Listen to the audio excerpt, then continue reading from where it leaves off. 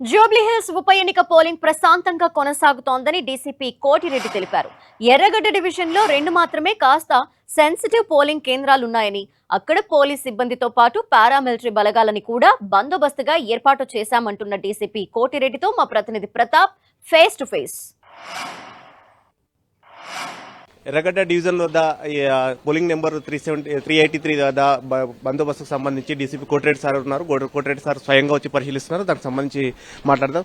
Sir, దీనికి సంబంధించి ఇక్కడ కొద్దిగా సెన్సిటివ్ ఏరియాగా గుర్తించారు కాబట్టి ఇక్కడ సంబంధించి భద్రతకు సంబంధించి ఎలాంటి చర్యలు తీసుకున్నారు సార్? ఇక్కడ ఎలాంటి ఇప్పుడు ఇష్యూస్ ఏం లేవు. చాలా ప్రశాంతంగా మార్నింగ్ 6 గంటలకే మాక్ డ్రిల్ స్టార్ట్ అయింది. ఏజెంట్స్ అందరూ వచ్చారు, మన సిబ్బంది కూడా అందరూ వచ్చారు. ఫోన్లు కూడా లోనకి ఎలో లేదు కాబట్టి బయట డిపాజిట్ చేయించడం జరుగుతున్నది. ప్రాపర్గా ఫ్రిస్కింగ్ చేసి లోనకు పంపించడం జరుగుతున్నది. చాలా ప్రశాంతంగా అయితే మార్నింగ్ ఇప్పుడు 7 గంటలకి ఓటింగ్ స్టార్ట్ అయింది. ఇక్కడ భద్రతకు సంబంధించి డ్రోన్ కెమెరాలు కూడా పెట్టినట్లున్నారు. మొత్తం పోలీసులు కూడా గట్టి పహారా కాస్తారు. ఎంతమంది సిబ్బందిని ఇక్కడ పెట్టారు?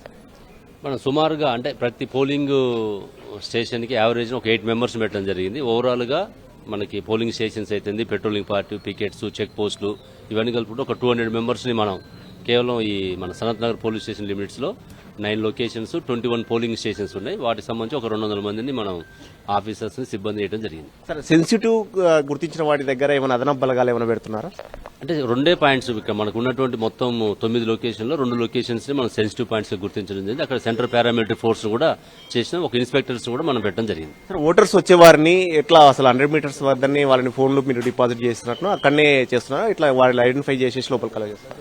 లేదు, 100 మీటర్స్ దగ్గర ఏం చేయట్లేదు. మన పోలింగ్ స్టేషన్ దగ్గరనే బయట ఎక్కడైతే క్యూ లైన్ ఉంటుందో అక్కడ BLOs ని పెట్టడం జరిగింది. ఎలక్షన్ కమిషనే BLOs ని పెట్టి వాళ్ళ ద్వారా మన పోలీసు కోఆర్డినేషన్ తోటి ఫ్రిస్కింగ్, సెల్ ఫోన్ డిపాజిట్ జరుగుతుంది.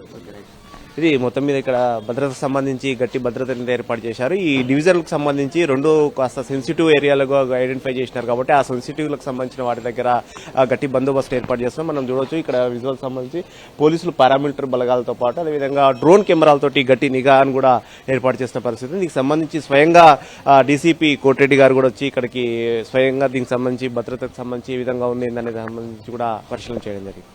కెమెరా రవీందర్తో ప్రతాప్, 10 టీవీ, ఎర్రగడ్డ నుంచి.